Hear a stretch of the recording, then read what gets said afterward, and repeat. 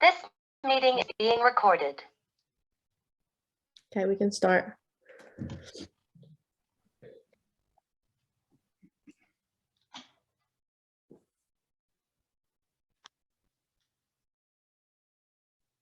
Good evening, everyone.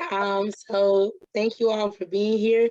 Today, we will have a fishbowl discussion on the effects of COVID-19 on education.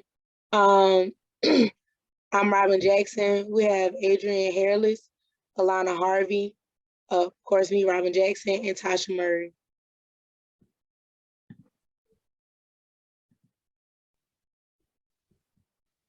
All right, so hello, it is our fishbowl strategy. We are supposed to give the questions and only observe the interaction. Could you go to the next slide? I'm going to go to one more. That was for us. So our topic is the effect of the pandemic on education. As teachers, we see firsthand the struggles that the pandemic has brought upon education today. We live in a completely different world than 2020.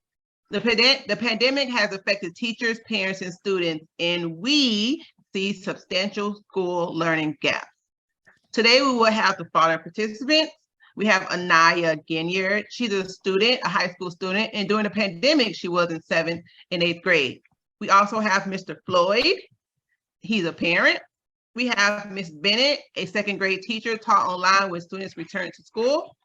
We have Mrs. Nelson, a 3rd grade teacher, taught 4th and 5th grade online during the pandemic for all subjects.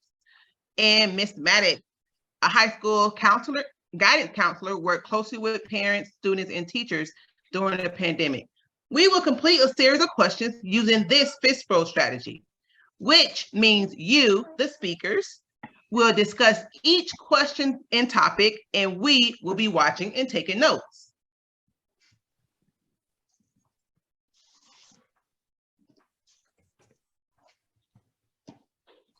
Okay, our first question is, how have the pandemic affected your education, or how has the pandemic affected your education? It affected my education by making it a lot harder for me to communicate with other students, or making it a lot harder to communicate with other students, and made me my grades dropped dramatically after and during the pandemic. So Anaya, why do you think your grades dropped so dramatically?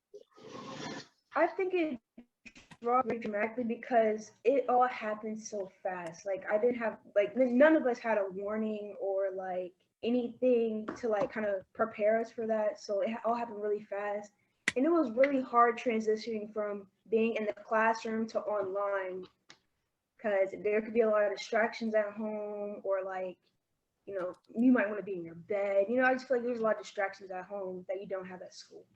Mm-hmm. Thank you.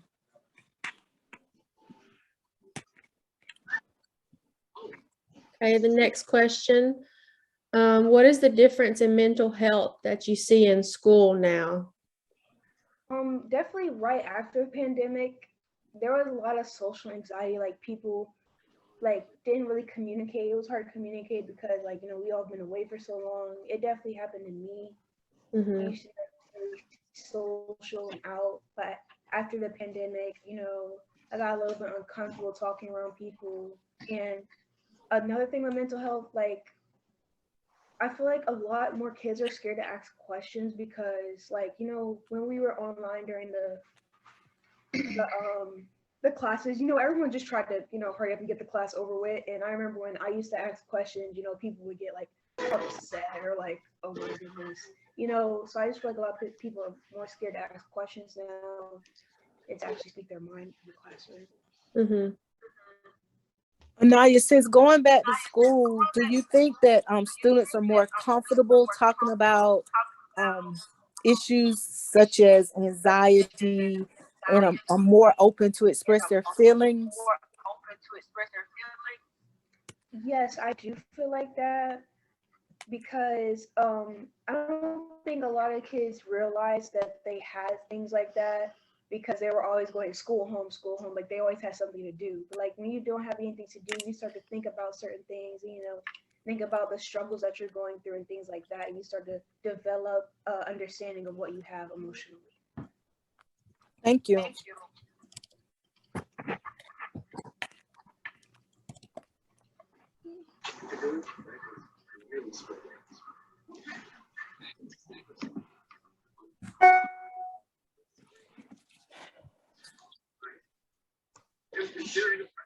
I'm sorry. I Fine. don't know what happened to my computer screen. It went black. Um,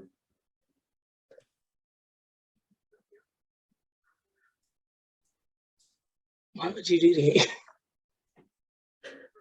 also, apparently Zoom only gives you like 30 minutes, so it says we have 4 minutes left of this.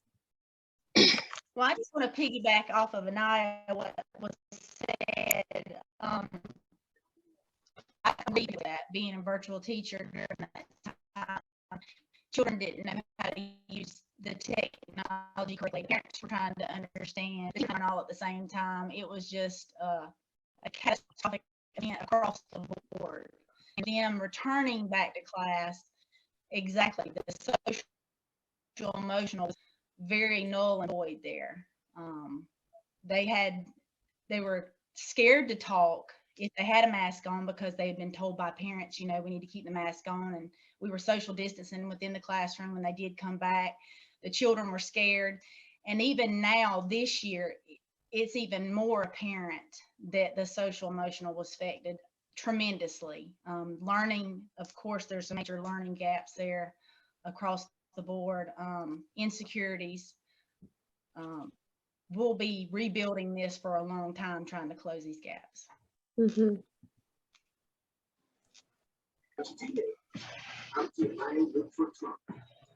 I can ask the next question. Where are we at?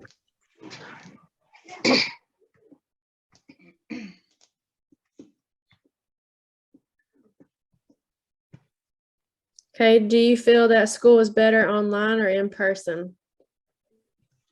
Me personally, I do think school is way better in person. And I'm mostly talking about for grade school, so like K through 12, talking mostly about that.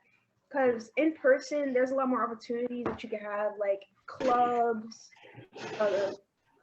you know, your high school credits, things like that. And also, I'm more of a hands-on learner, so I actually have to see it, and, you know, mutual conversation. So I think that school is way better in person. Mhm.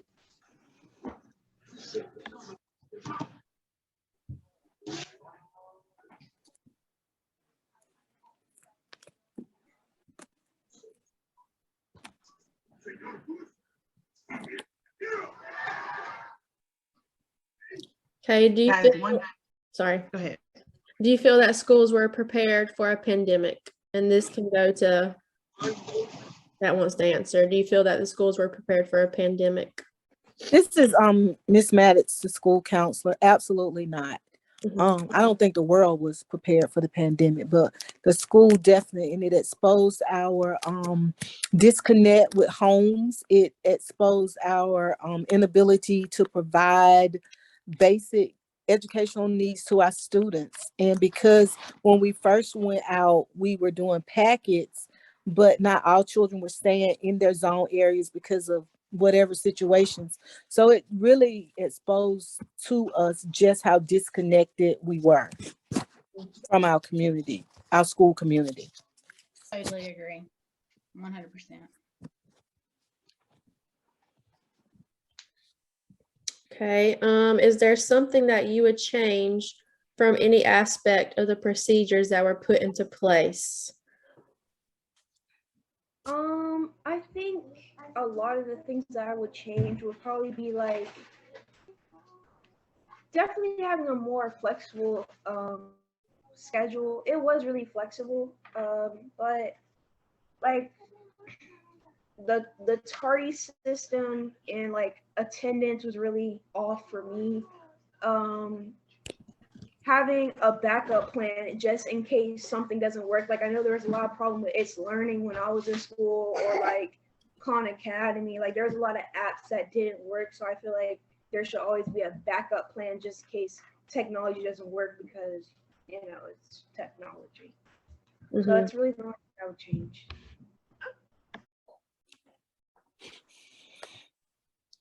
Okay, how do you feel when you returned? How did you feel when you returned to the classroom?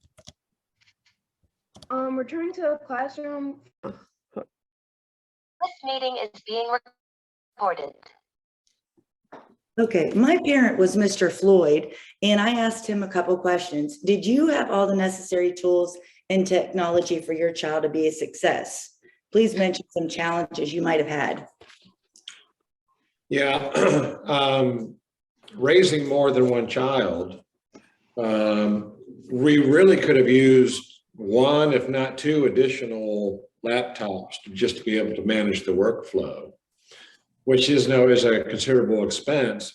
We chose not to do that. That might have been a tactical error, but it was a financial decision we had to make as a family. So we had to split time on the available technology that we had. And again, this just added a level of difficulty in managing the workflow. That was by far the most technically challenging thing. Besides the things that we've, as Ms. Harless said, that, besides what she mentioned, just the technical challenges of even when you have the equipment, getting it all to work right and work exactly right all the time. So anyhow. Did you, Mr. Floyd, how difficult was it, or what would you measure your stress level in going from a parent that assisted with homework to actually becoming, in some instances, a full-time teacher? That was very stressful because, and again, it goes back just the lack of technology, the lack of equipment is, parents, me and my wife come home from work and all this work was compressed into an evening, trying to manage the workflow. And so the stress level was very, very high because it was just compressed in a lot of work was compressed into, our evenings. So our stress level was very high. We didn't give up, but it was difficult. Absolutely, absolutely. were you satisfied with your child's academic growth during this pandemic? No, not really. And I don't want to send the wrong message. I think I can see teachers that are facing many of the similar challenges and would never pretend to criticize our teachers or our schools. They were managing a tough situation, but I could see several challenges there. And some of them were mentioned by our student today, but a larger degree of self-teaching.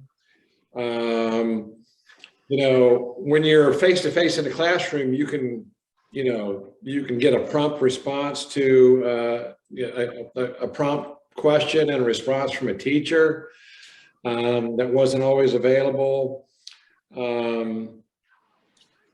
Just lack of general access for questions and follow-up. And then, there was also challenges with just the peer-to-peer discussions. Mm-hmm. And so overall, I think the situation was, very challenging, not to be critical of any teacher or any school, but it was just, I wasn't very satisfied with the outcome, to be honest with you. So, Well, did you have good communication though with your child's teachers? yeah, there was a lot of effort by the teachers to communicate. But again, just like this meeting here, it's difficult to properly communicate in a setting like this. So it wasn't for lack of effort by the teacher. I think just the process itself just lends itself to a lot of difficulties in communicating as well as you would in a classroom. So what else? Anybody have questions for a parent? Mr. Floyd, what grade were your children in at the beginning of the pandemic?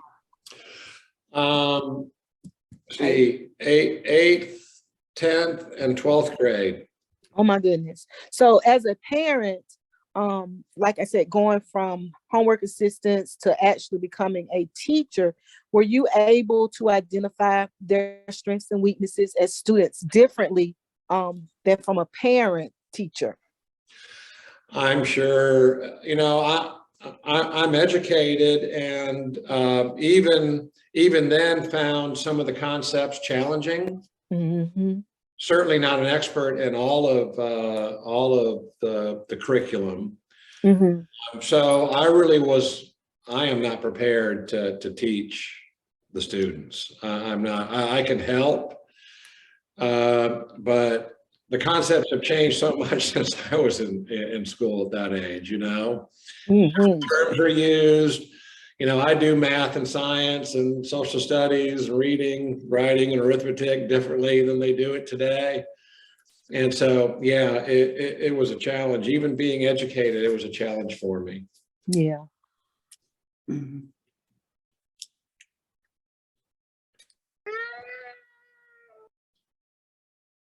Did I answer your question? You did. That was point on. And Okay. as a parent who, that made that pivot from a homework assistance lending that, that homeschool connection where the teacher takes the lead role and the parents are the supporters, that now moving into that, I'm sure that when you saw academically, although like you said, you're educated, they do things so differently, that also caused some level of concern or stress because we all want our children to do well. And now their education looks as if it's falling on our shoulders. Yeah. And quite honestly, my daughters, I think, I'm their dad, right? I'm their dad, and I think their response to me and how they relate to me, they don't really see me as the teacher, right? Absolutely. I'm just not their teacher. Mm-hmm. And as I was trying to, fill the gaps as best I could, trying to instruct them in certain ways, oftentimes I said, Dad, that's just not right. That's not the way we've been taught. This is, and I'm sure that they were right. So I just did the best I could do. Well, plus I heard you say you have 3 kids. So I'm just thinking as a parent myself too, could you imagine, what'd you say, 8th, 10th and 12th? I mean, could you imagine that workload? I'm sure your wife helped some too, but I couldn't come home after I've worked all day and try to navigate 3 kids' different workloads. Each probably had quite a bit different things to do. Yeah. That would be too much for me. Well, thanks for giving us your parent perspective on the topic. We really appreciate it. You're welcome. Miss And Bennett, did you? Thank you for all that you're doing, and good luck in your educational aspirations. Miss Bennett, did you want to add something? You said. Other than I agree totally with what you said about the frustration, as being a virtual teacher to second graders, that was very trying, because you had several that were home alone at times and did not have a good structured background. And I had to mediate that as well. I'm trying to give them some sort of stability, if you will, and learning, and also give to their social and emotional that ability, and I allow that, and we still try to continue. We didn't pick up Khan Academy or anything like that. We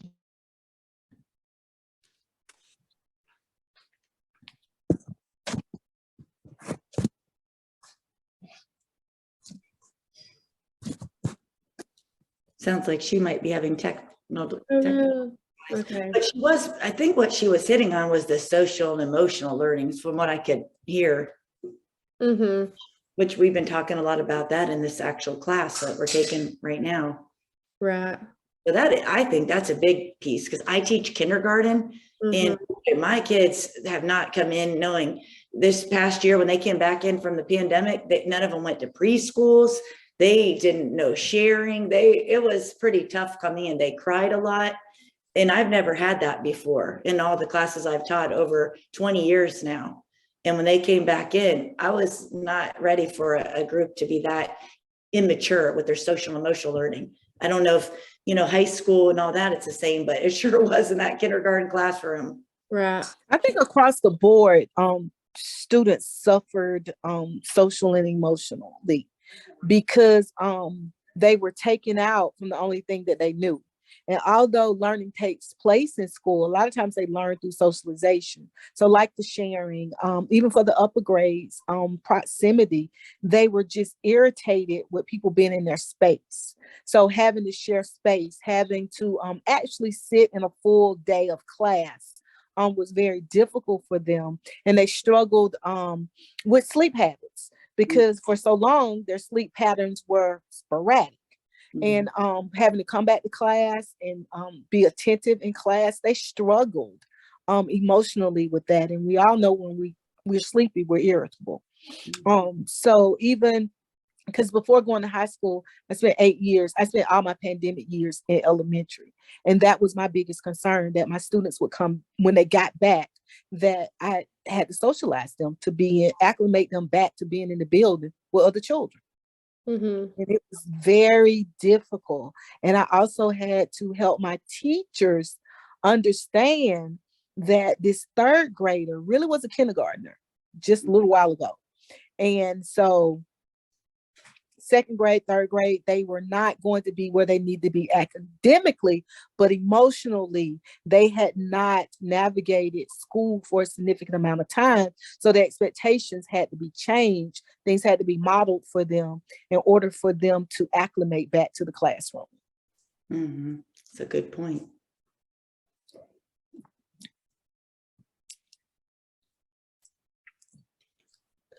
How is the teacher-parent relationship? It went off of it.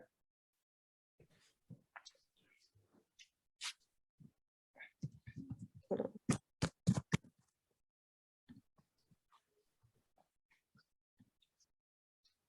Well, one of the things might be what you were going to say, but like for me, from a parent and teacher relationship, at first parents were like so happy and supportive. And then as they go along and they're learning that they have to be the teacher now, I just got more emails and, oh, I want more Zoom calls. My child wants to see you. Again, it was kindergarten, so they wanted to see my face.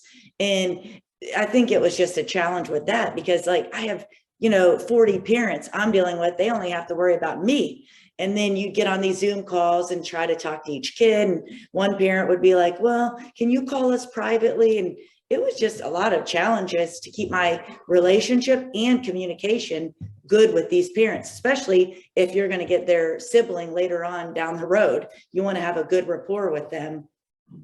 Right.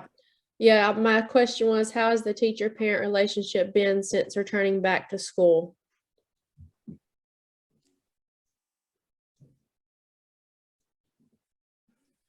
From a counselor's perspective, I've seen a lot more empathy for teachers.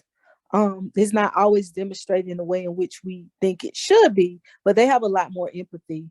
And they were ready for their kids to come back to school for a lot of reasons. But the biggest reason is that they were able to admit that I can't do this every day. So teachers got a lot more empathy. And I think that parents learn to appreciate teachers in a different way.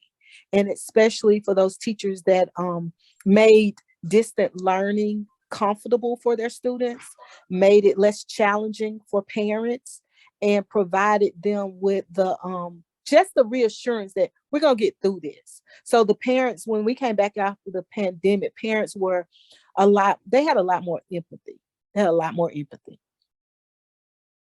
Do you think any parents like blame us as educators with the gap in their child's knowledge though from the pandemic? Now I haven't think we do. experienced that. And Miss Nelson? Ms. Bennett, what were you saying?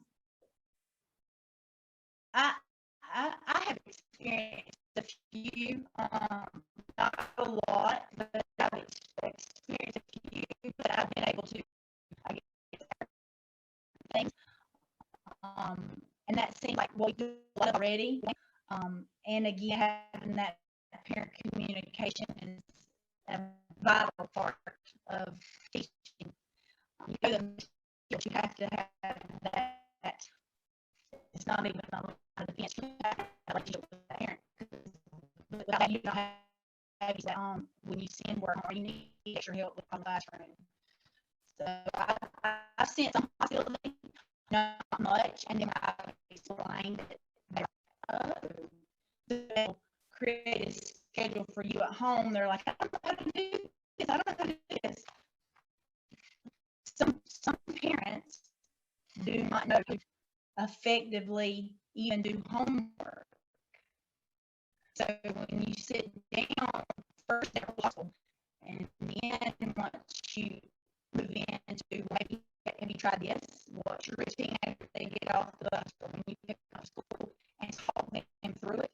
They're not understanding. So. I don't really think parents I still don't think parents understand the impact of the pandemic on education across the board in a really wide kind of frame. I think that when we talk about gaps in learning or they're struggling, they don't get that these children miss two years of direct instruction, hands-on instruction in a lot of cases. So I don't know if blame is the word, because I don't think that they really have accepted or really understand the ramifications of being away from school that long, really how it really affected the child or the student. I don't think they blame us, because they don't have a full understanding of how that really affected them. Well, the yes, student. and I agree. I agree totally with that statement, but therefore lack of knowledge and not wanting to know. That's what I've gotten. The parents insecure don't have a foundation on where to start at, and then when you try to instruct them or teach them or help them, they still have that line of defense because they're insecure. At times they come across as being, until they walk down, they're willing to understand there was a major gap, social, emotionally, educational. I know the kids that I had virtually nailed in for the gap. I'm on the disciplinary committee, and the discipline is just rampant. We actually implemented ISS in our first time, and we actually call it an opportunity to make good choices and not have to go back. But it's from that not having a freedom from those 2 years, not being there on their routine and knowing life lessons that we do every day with these students. Again, lack of knowing, and then kind of build those relationships so they understand you're just trying to help them be a better parent.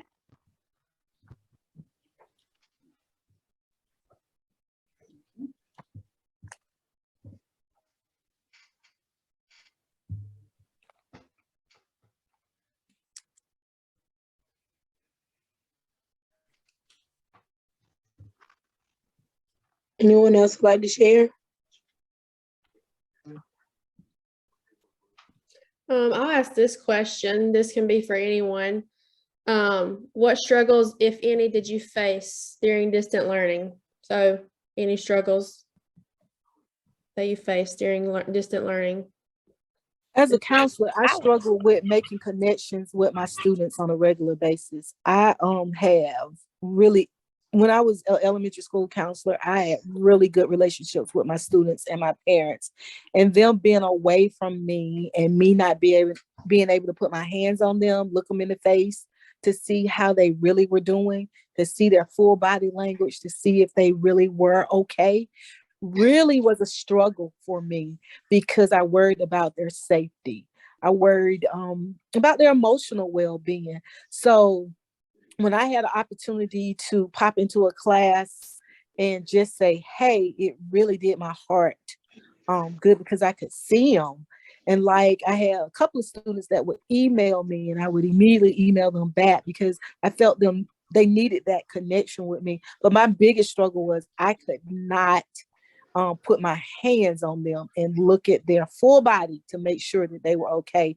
And I worried about their well-being, emotionally as well as just physical well-being.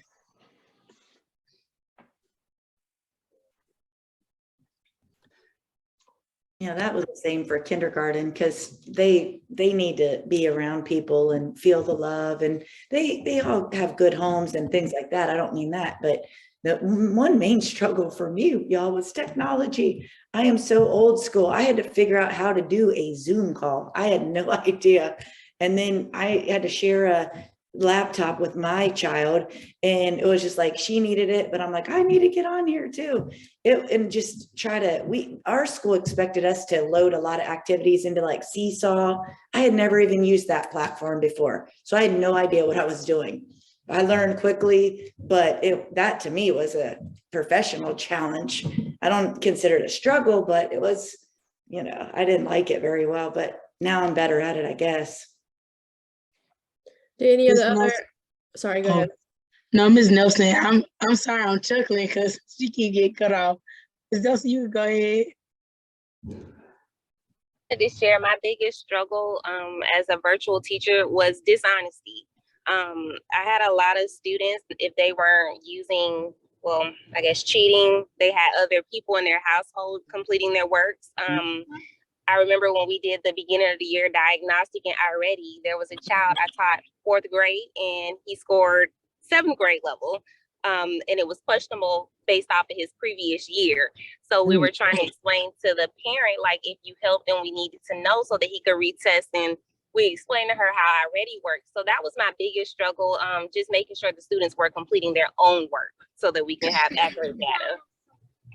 Mm-hmm. Yeah, I just want to piggyback off this. The struggles I faced were kind of different because this is like my first year teaching. I entered like the teaching field. I literally graduated and entered the classroom. So my biggest thing was trying to, balance being a new teacher, but also being in the pandemic. It came with a lot of struggles, like social, emotional, trying to learn how to do certain PLs, but we're doing them virtually and whatnot with limited information given. And it was just, for me personally as a teacher, it was, as a first year teacher, it was a lot to get used to. And I was just saying to myself during those days, like, oh my God, I cannot wait to get my first year over with.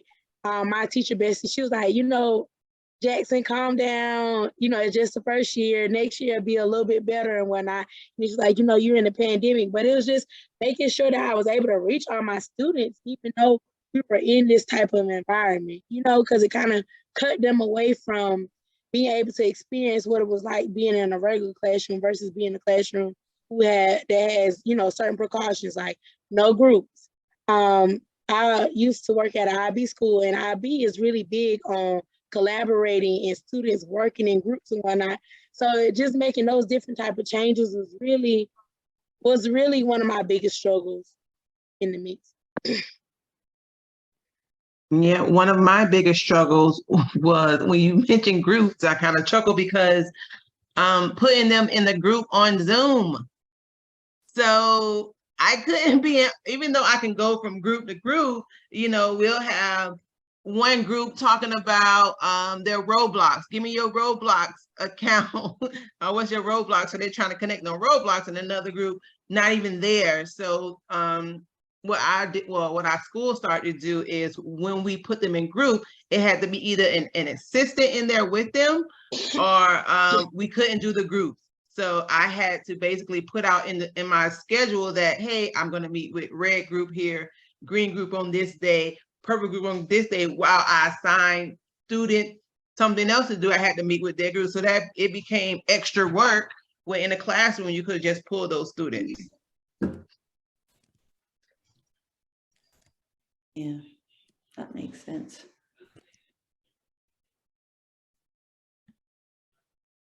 And then the distractions were also somewhat of a struggle because in the middle of class, anything could happen.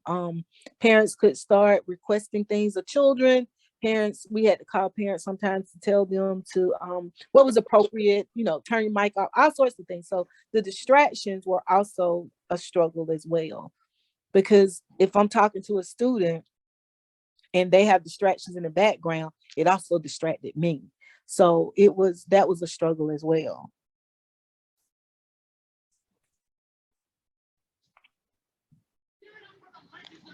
Okay, so the next question says, how did students respond to school socially and emotionally when coming back to the classroom?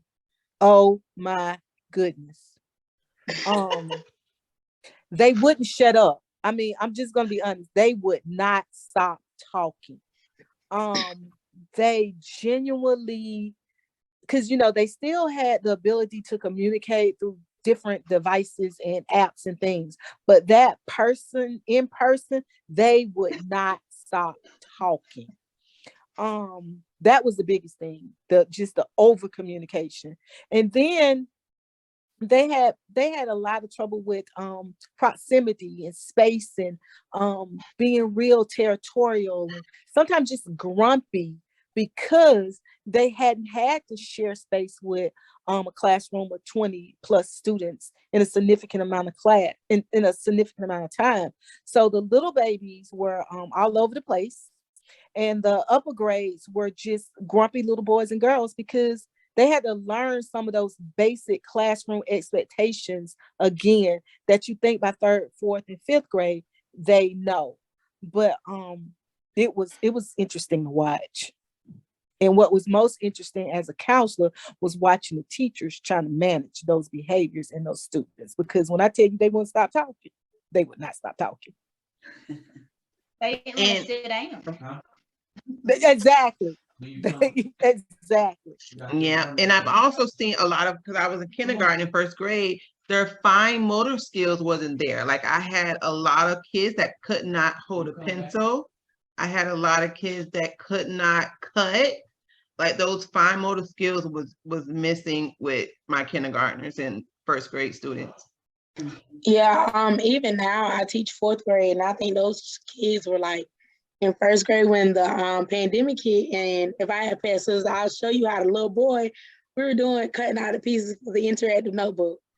I don't know why I'm trying to do interactive notebook with them. It's a headache for me, but the way that he was cutting the paper, I was like, no, baby, you don't hold the scissors like that. Like, he was just cutting it so weird. And I was like, oh my God. Like, and I noticed that a lot with my 4th graders. Like, they don't, like, they lack the skills of knowing how to communicate with each other. Like, now they're getting a little bit better when we have turn and talks, but beforehand, it's like a lot of cattling and, you know, just, you could tell that they were used to being in their own spaces during those times and whatnot. And they weren't used to, you know, having to share, like how Ms. Maddox said, with 19 other children and whatnot, and seeing all those people back again and having to be in structure. Every day is a new show for me. Every day. Mm-hmm. Every day is a new show.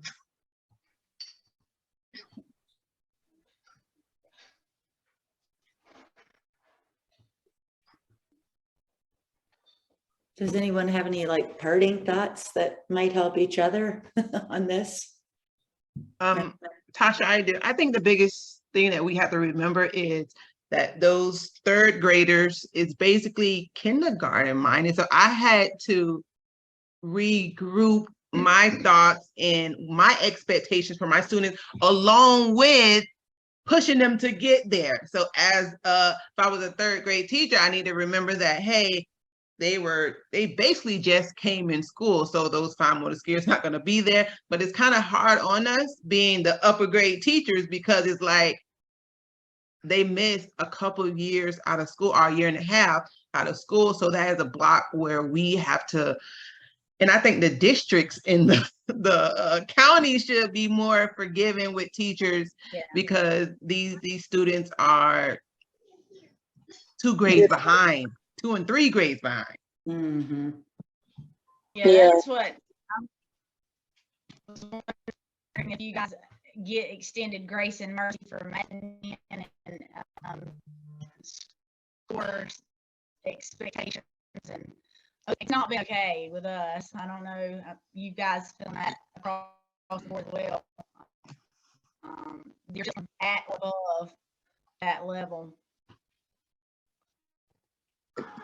Okay, we're gonna do like 2 more questions and then we're gonna end our discussion because we got like 6 more minutes left. Okay? Mm-hmm. All right, so the next question is, how did you guys as teachers adjust to coming back to the classroom?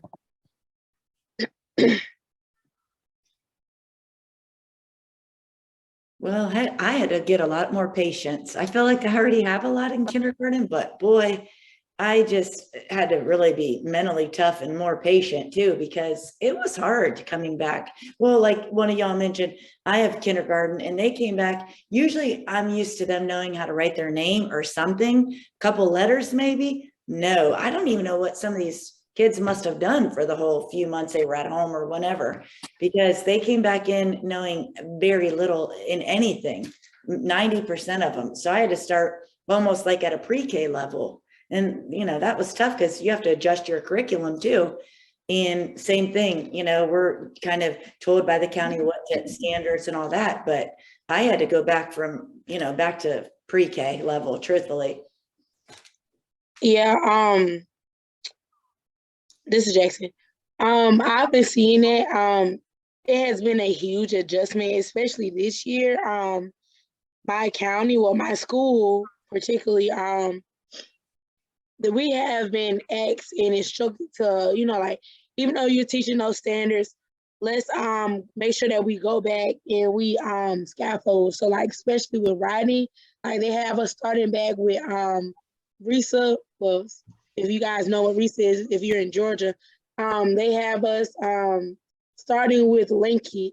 So it's like building up the foundational skills of writing and whatnot, of writing a proper sentence. So currently, like one of my classes is on 2nd and the other one is on 3rd grade, and we're doing that instead of them wanting us to fully focus on that writing standard. They want us to focus on those type of things because they notice the gaps, especially with writing, where those kids have failed through. Right. Yeah, we did a lot of remediation and a lot of just social and emotional skills going back to the classroom after the pandemic. So I guess we basically talked about the gaps we saw in education. So what were some things that we did to help our students? We have about 4 minutes. So we pretty much talked about it. We went back to the basics or a grade level below just to help. Is that pretty much? Yeah. And then what did we do to help our students ease their way back in? I know for me, I had to learn, like how someone mentioned earlier, the patience thing. My first year class, Ms. Maddox can attest to that. I literally rocked my children like they were babies because they were so full of emotions, like so full of emotions. I had to literally put myself on the back burner, put my feelings on the back burner, and to actually, you know, give them that type of grace and be there for them because it was so much going on and being back into the interaction of with their peers and whatnot. Right. Well, Okay. My bad. Does anybody have any remaining thoughts? I mean, I think we talked a great deal about the effects of the pandemic on education. I think we heard from 4 different, you know, perspectives: student, teacher, guidance counselor, and a parent. Yeah, I think we did good. So thank you everyone for participating. We appreciate it. And you guys have a wonderful evening. Yes. Thank you all. I enjoyed it as Thank well. you, guys. Thank you Bye. a lot.